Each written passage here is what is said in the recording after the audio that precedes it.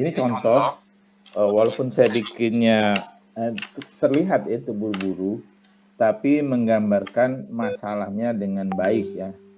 Apa yang menjadi persoalan yang akan kita tulis. Dan sebenarnya itu menurut saya itu sudah lengkap secara materi ya. Kita tinggal mewawancarai misalnya wartawan, karena saya pernah jadi wartawan dan sering mendapat undangan untuk berbuka puasa. Bahkan sampai sekarang nih, sampai bulan puasa tahun lalu lah ya, saya masih diundang oleh Astra, dia bukan pejabat ya, oleh internasional acara berbuka puasa untuk wartawan senior dia bilangnya ya. Wartawan yang sudah tidak bekerja tidak bekerja lagi karena pensiun itu tetap diundang. Nah, dalam undangan itu ya kalau kita menghadiri kita dikasih parcel, saya gambarkan tadi ya, dikasih parcel dan itu mahal, parcelnya mewah ya. So, parcel itu harus mencerminkan siapa yang memberi kan. Misalnya perusahaan besar atau pejabat, menteri gitu ya, nggak mungkin dia kasih parcel kita dalam dus Indomie ya, atau dalam dus Lebaran gitu, kemudian isinya ya Indomie, minyak goreng, sembako gitu, itu nggak mungkin. Sebab itu akan memalukan pejabat, dianggap tidak bonafit ya, tidak menghargai. Masa si pejabat ngasihnya minyak goreng sama gula sama mentega, misalnya sirup gitu. Itu nggak kelas ya. Jadi mereka mengisi parcelnya itu dengan barang-barang yang mewakili image dari perusahaan tersebut atau dari pejabat tersebut ya. Yang tentu saja harganya mahal ya. Nah, parcel yang saya terima itu saya taksir ya. Saya taksir itu harganya bisa 1 juta rupiah ya. Wow. Nah, belum lagi amplop di dalamnya. Nah, dulu di zaman saya jadi wartawan, karena kita tidak boleh menerima amplop, kalau saya sih mengembalikan amplopnya ya.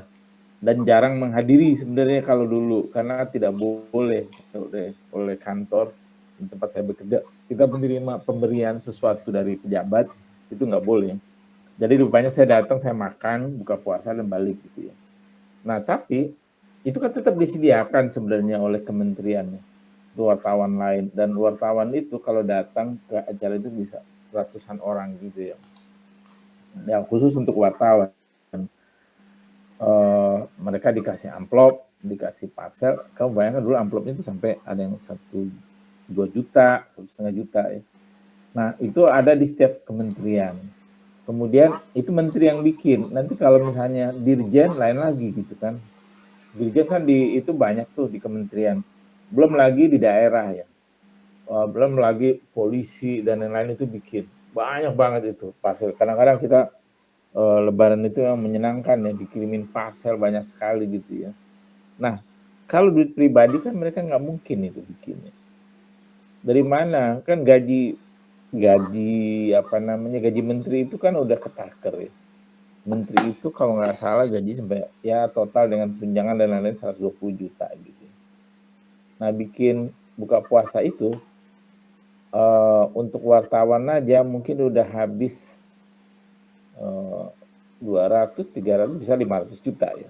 Belum lagi untuk para pejabat. Misalnya kalau misalnya seorang menteri bikin, dia akan mengundang kolega dia ya.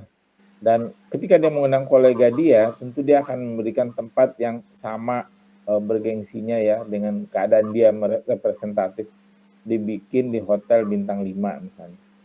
Nah, untuk bintang 5 misalnya ini saya belum masukin ya, tapi saya tahu data ini.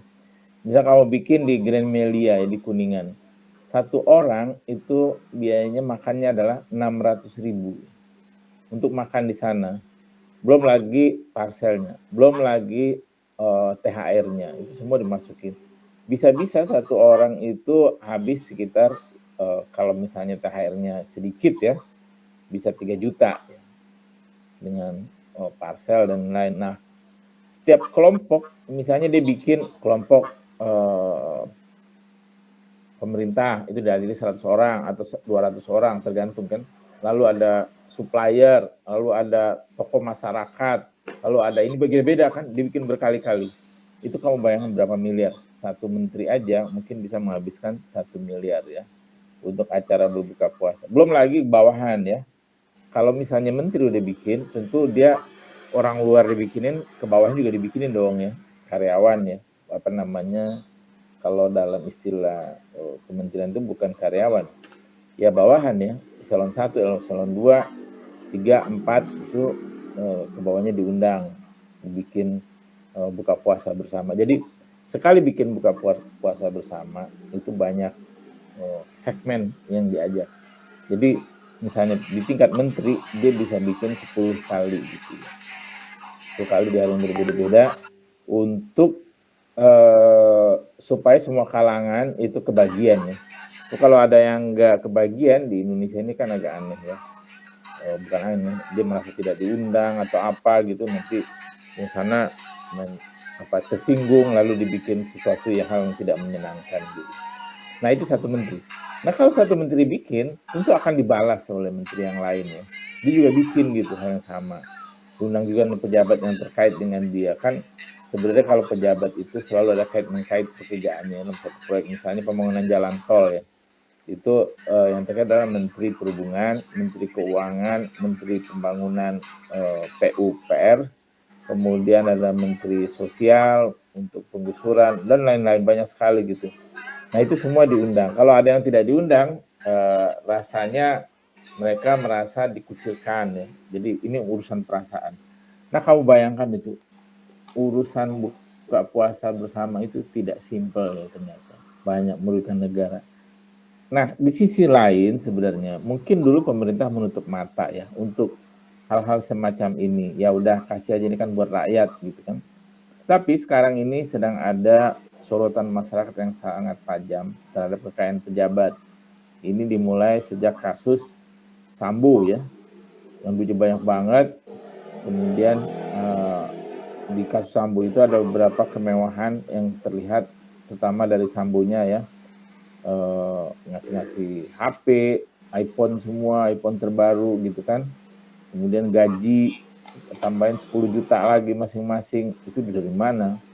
Kemudian dari jaksanya bawa tas branded waktu sidang, itu kan jadi sorotan para netizen. Nah itu semua menimbulkan pertanyaan, kehebohan di warga. Ini dari mana nih duit para pejabat ini, kok duitnya banyak banget. Itu satu hal. Yang kedua, kasus si Mario Dedi ya. Itu anaknya bermewah dengan mobil mewah, kemudian motor besar ya. Itu juga jadi sorotan. Jadi belum lagi yang di Riau ya, istrinya ulang tahun di toko Ritz Carlton katanya. Mana ada toko Ritz Carlton? Toko itu adalah Ritz Carlton itu adalah hotel ya. Kemudian pakai Louis Vuitton palsu katanya. Bohong aja ya, sebab di IG dia yang lama itu ternyata ada netizen menemukan bahwa dia pergi ke counter Louis Vuitton di dalam negeri apa di luar negeri saya nggak tahu itu menunjukkan bahwa dia pakai yang asli. Lagi pula pejabat semacam itu dia tidak mau juga pakai yang palsu kan. Suaminya bilang kan itu palsu, beli di Mangga 2 gitu kan. Nah itu tidak terbukti bahwa sebenarnya ada masalah lain kalau misalnya para pejabat, istri pejabat itu memakai barang palsu, itu pun melanggar hukum ya. Memakai barang palsu itu adalah melanggar hukum hak cipta, hak apa macam-macam lah. Pokoknya ada pasal-pasal yang melarang bahwa kita mendukung pemalsuan gitu. Nah dengan berbagai alasan itu, dengan latar belakang itu, saya kira makanya saya bertanya tadi mengapa latar belakangnya. Di pemerintah sebenarnya meredam kecemburuan atau kemarahan, terutama kemarahan publik terhadap perilaku pejabat yang korup gitu. Nah itu adalah masalah, sebenarnya masalah besarnya itu, bahwa alasannya COVID itu adalah alasan yang sebenarnya ya bagi sebagian orang itu mengada-ngada, karena COVID itu dianggap sekarang sudah selesai, PPKM sudah dicabut. Tapi jangan lupa ya, beberapa minggu yang lalu Kementerian Kesehatan mengumumkan bahwa beberapa pekan ke depan katanya bisa aja, menurut perkiraan Kementerian Kesehatan, bahwa COVID itu merajalela lagi gitu. Dan itu kan harus kita percaya, masa kita nggak percaya ya. Nah itu bisa dijadikan Saya kira itu dijadikan alasan resmi oleh pemerintah, tapi di balik itu sebenarnya ada alasan lain. Kita curigai ada alasan lain seperti yang saya sebutkan tadi. Nah, begitu kalau kita membuat latar belakang. Sehingga kalau misalnya majalah ini ya, kan heboh-heboh buka puasa ini kan sebelum puasa ini datangnya. Nanti ini majalah misalnya ya secara resminya kan diterbitkan setelah bukan setelah puasa, sepekan. Paling cepat adalah sepekan setelah pernyataan itu hadir atau pekan depan kalau kita buat sekarang. Jadi hari Senin depan tanggal 20, tanggal 2 ya, tanggal 2, tanggal 3 itu pun sudah kelamaan. Tetapi kalau kita bahasnya dari angle seperti gini, tetap saja pembaca merasa ini adalah hal yang baru gitu ya. Hal yang baru yang bisa kalau dibaca oleh mereka masih mendapatkan oh iya ya gitu.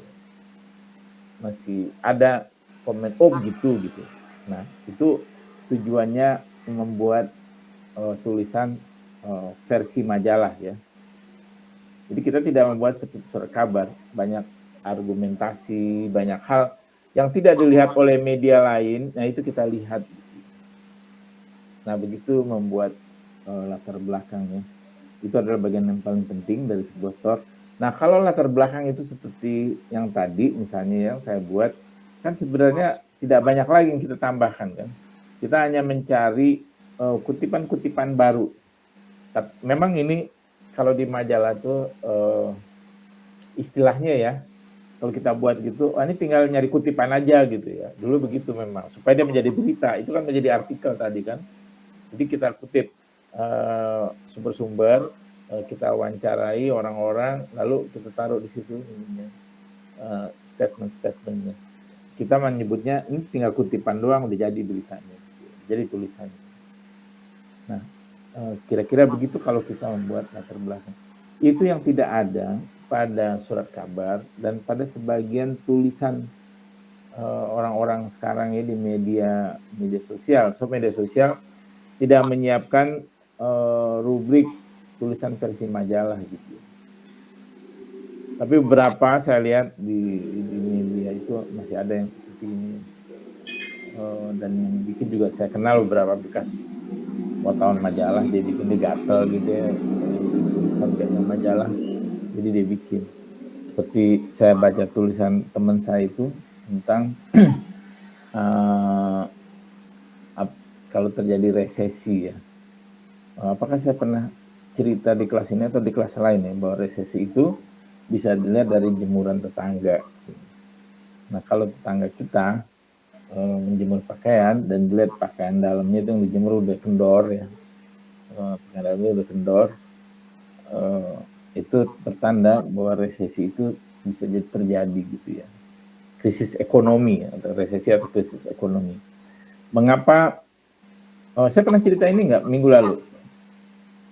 Sudah Kak, sudah pernah. Sudah ya. Nah, karena itu, jadi dalam hal menulis versi majalah itu, kita melihat ya di balik ini ada apa, di balik itu ada apa gitu. Kita harus jeli gitu, melihat tanda-tanda dan kita tuangkan dalam tulisan. Sehingga kalau kita orang membacanya dia merasa baru lagi tulisan. Padahal itu adalah hal-hal yang lama kita daur ulang gitu ya. Nah, banyak sebenarnya yang begini yang bisa kita bikin, misalnya ya kayak kamu kan ada yang mengusulkan thrifting ya, pakaian bekas, bisnis pakaian bekas. Itu menarik sekali, banyak sisi yang bisa dilihat gitu. Nah, begitu ya. Ada pertanyaan? Atau apakah kamu memahami contoh yang saya kasih?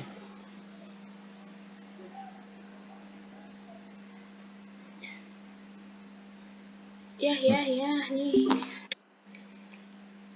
Kita bisa dapat dari humas beberapa kementerian buat sampel ya, 1 atau 2 ya. Kalau tidak bisa humas, ya kita bisa minta kesaksian ya.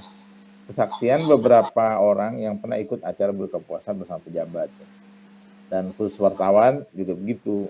Ada wartawan yang meliput di kementerian, dia pasti diundang itu ya. Diundang untuk buka puasa kemarin, tahun lalu atau sebelum COVID. Nah, ceritakan pengalamannya. Atau bisa juga dari supplier parcel, apa namanya itu ya? Supplier parcel. Supplier parcel itu adalah perusahaan yang menyediakan parcel untuk para pejabat, berapa harganya. Nah, kalau supplier parcel ini sebenarnya kamu bisa juga melihat di e-commerce ya, kayak di Lazada, di Shopee, atau di toko-toko yang besar ya. Dan bagi para pejabat, kalau mereka mengundang misalnya para pengusaha atau apa yang levelnya tinggi, dianggap itu parcel itu isinya nggak makanan, misalnya bisa tas, bisa apa. Nah, kamu bayangkan harga tas itu, misalnya Louis Vuitton itu ada 20 juta, 30 juta. Atau para pengusaha yang bikin dan mengundang pejabat. Nah, dalam hal itu pasti pejabat sebenarnya secara hukum dia nggak boleh menerima ya, nggak boleh menerima parcel tersebut karena itu udah termasuk gratifikasi ya. Jadi sumbernya kamu cari yang bisa bercerita tentang ini. Sedangkan Kementerian apa Jokowi apa presiden tidak perlu diwawancari karena dia statementnya udah jelas ya. Nah, humas dan kesaksian ini kita hanya minta sebenarnya bukan pendapat mereka ya. Jadi kita dalam bertanya itu sebenarnya kita bukan minta pendapat, tapi menggali fakta peristiwa ya. Menggali fakta peristiwa yang dialami tahun-tahun lalu. Dan itu menjadi fakta pendapat buat kita. Kalau mereka menghadiri buka puasa bersama itu seperti apa sih gitu kan. Apa sih isi parselnya dan berapa amplop ya yang diberikan kalau misalnya ada uang. Bisa juga kalau misalnya pejabat mungkin bukan amplop isinya ya, tapi parcel yang bernilai value-nya tinggi ya, seperti tas brandy. Kalau zaman dulu itu ada ballpoint namanya Montblanc ya. Mungkin kamu nggak pernah mendengar. Apa kamu pernah mendengar ballpoint Montblanc? Itu harganya ballpoint itu bisa 4 juta, 5 juta gitu. Itu ballpoint yang bagus sekali dan para pejabat itu dulu senang mengantongi Montblanc ya buat tanda tangan. Itu sama dengan jam tangan. Jam tangan kan harga lebih mahal lagi ya, kayak Rolex gitu. Itu bisa 1 miliar, 2 miliar. Kayak jam tangannya Pak Muldoko itu konon harganya 2 miliar. Nah, begitu. Jadi saya kira di balik larangan berbuka puasa untuk para pejabat itu sebenarnya hal-hal seperti gini gitu ya. Untuk meredam hedonis, meredam kecemburuan dari masyarakat bawah, meredam anggapan bahwa pejabat itu bermewah-mewah gitu ya. Oke, ada pertanyaan nggak soal ini? Kalau tidak ada, ya. Dari Melan. Ya Melan, silakan. Itu kan yang tadi itu kan Bapak terkait materinya itu kan dari YouTube. Nah, kalau saya kan investigasi secara langsung ya Pak ya ke tempatnya. Dan investigasinya juga saya nanti kan bawa kameranya diem-diem ya. Kalau ke Baduy Dalam itu kan nggak bisa bawa kamera. Jadi nanti saya pakai kamera tersembunyi gitu. Nah, itu gimana Pak? Kan apakah saya boleh nanti hasil investigasi saya padukan juga dengan bahan-bahan yang saya dapat baik dari riset ataupun penelitian? Karena saya lihat ada beberapa mahasiswa itu kan sering penelitian ke Baduy ya kayak mahasiswa itu rata-ratanya itu yang salah satunya di Untirta, Universitas Sultan Ageng Tirtayasa yang di Serang. Itu saya lihat beberapa datanya. Mungkin saya akan mendatangi nanti kampusnya ke perpustakaan kampusnya gitu. Nah, nanti salah satunya hasilnya juga dari YouTube. Nah, itu gimana Pak? Cara memadukan dari hasil investigasi kita, kemudian penelitian dan juga dari hasil itu riset.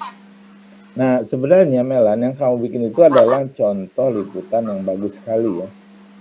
Yang bagus yang mestinya semuanya begitu. Saya memberikan contoh ini karena yang gampang aja kan. Sedangkan kamu itu adalah liputan yang termasuk susah, sulit ya. Jadi kualitasnya lebih baik gitu. Nah, sumber itu mestinya memang begitu. Kamu datengin ke sana, kamu liput sendiri, kamu foto diam-diam misalnya kalau dia tidak bisa. difoto secara terang-terangan ya diam-diam. Nah lalu harus diperkaya juga dengan hasil penelitian riset atau perusahaan lain yang sudah